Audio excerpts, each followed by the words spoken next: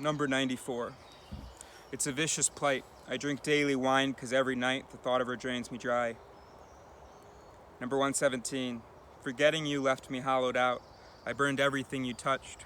Scorched myself from the inside out. Still, I feel pieces that refuse to budge.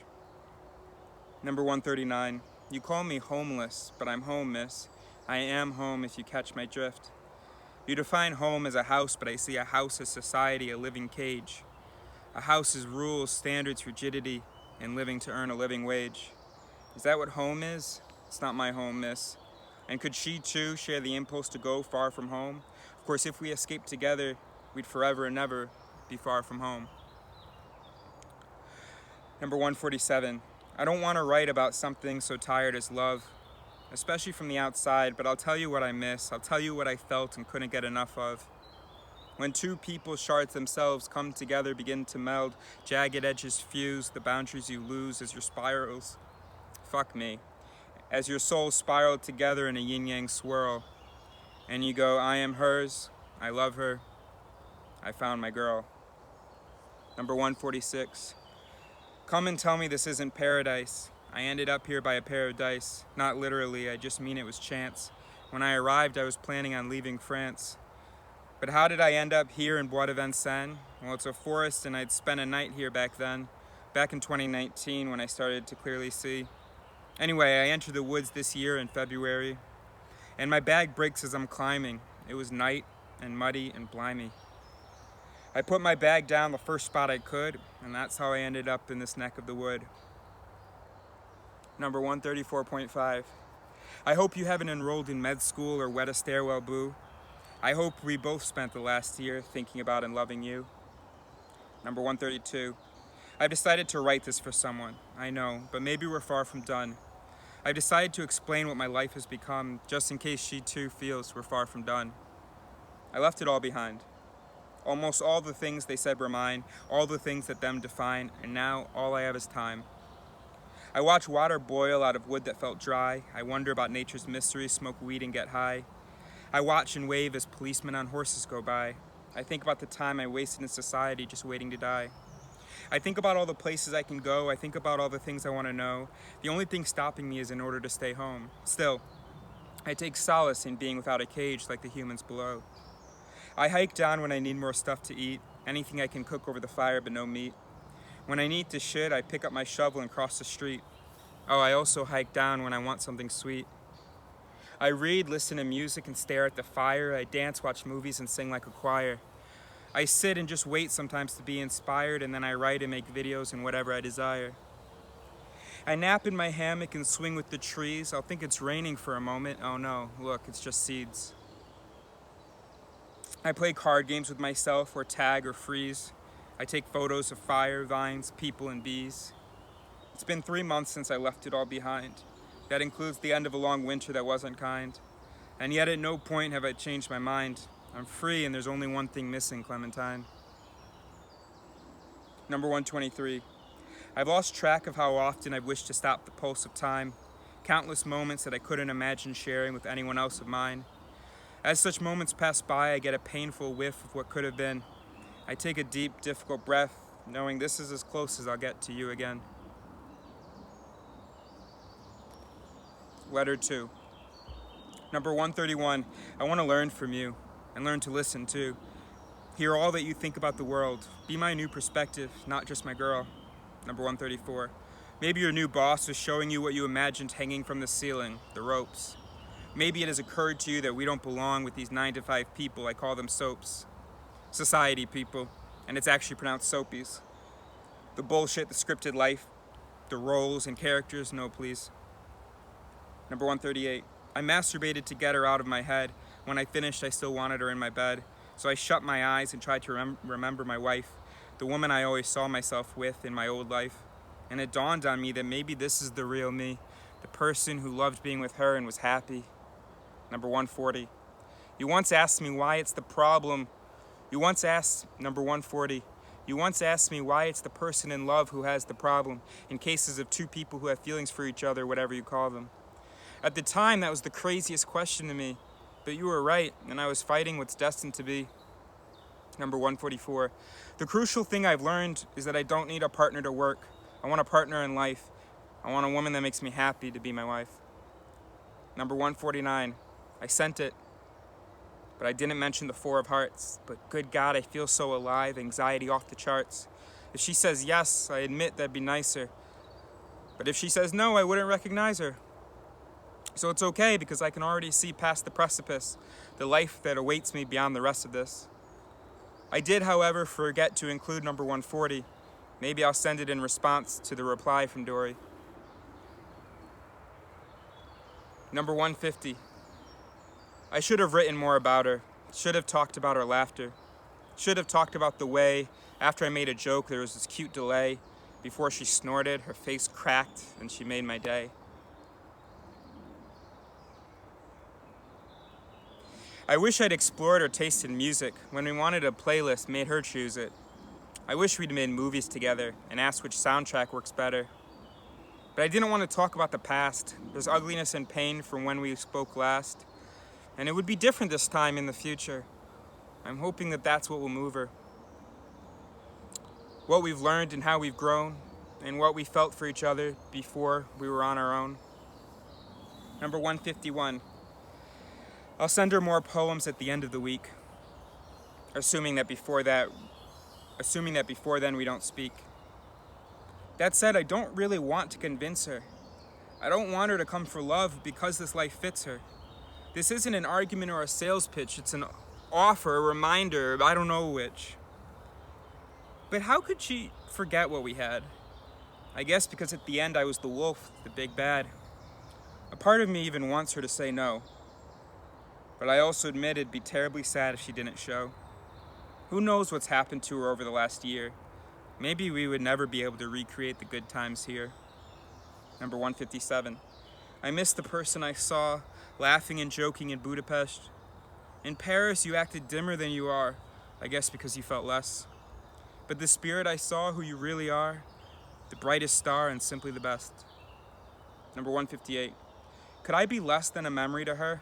Can 1 year have reduced me to a cliche or a title? Is it possible I'm just the ex and we have no future?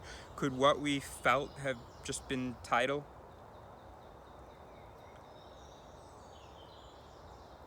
Number 159. After a year of silence, contacting her feels like breathing again, but there's no response. I inhale, but there's no oxygen.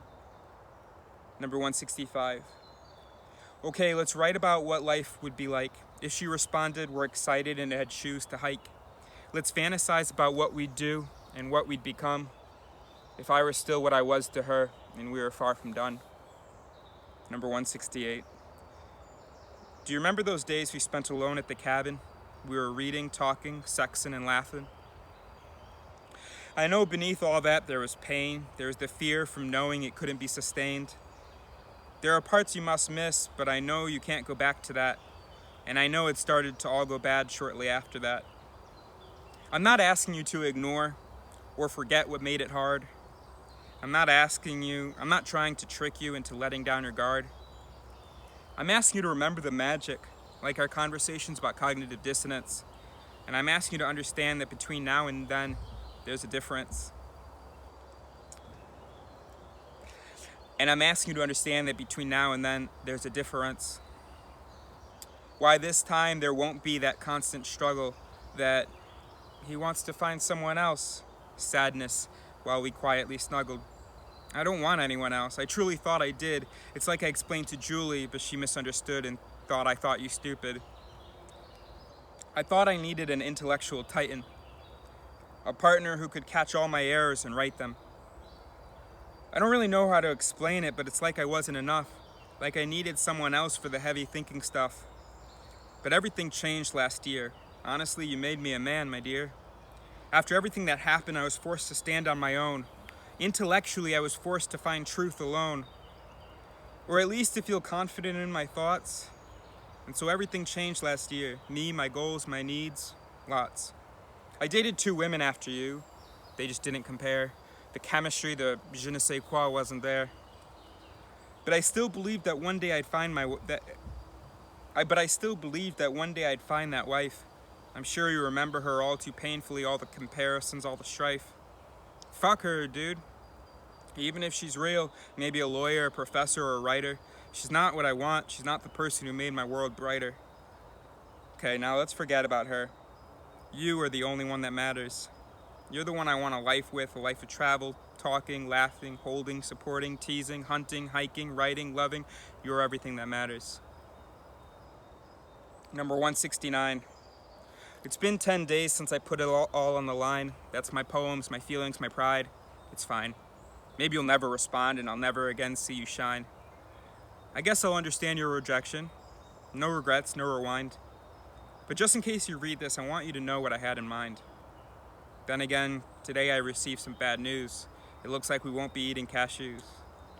Those are expensive, right? That's why that's used. I regret committing to this rhyme. Are you confused?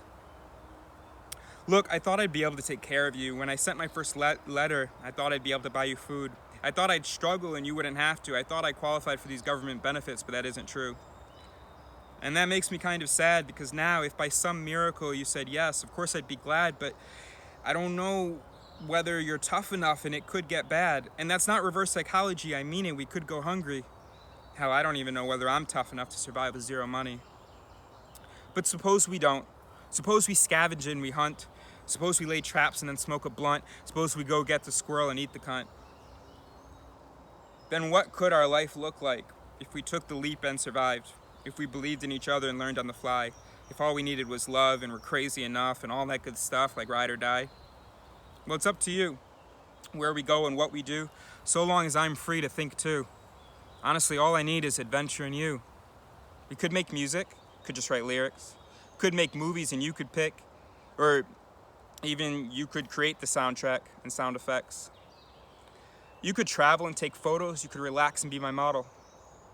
We could spend a month drunk following Fran Palermo. Okay, it's getting dark and my lamp is low. I'll have to finish this tomorrow, which is today. Hey, so it's the next day. Today I was supposed to finish number 169 and sell you on the life we'd have. Actually, I was supposed to write a third letter after this. This letter was supposed to just be poems, and then the third would be my note to you and a playlist of songs that I listen to when I think about you. I can't do that anymore since learning that I won't be able to give you even the most basic things. I know you're adventurous, I know you're strong. I really don't want you to think I'm underestimating you.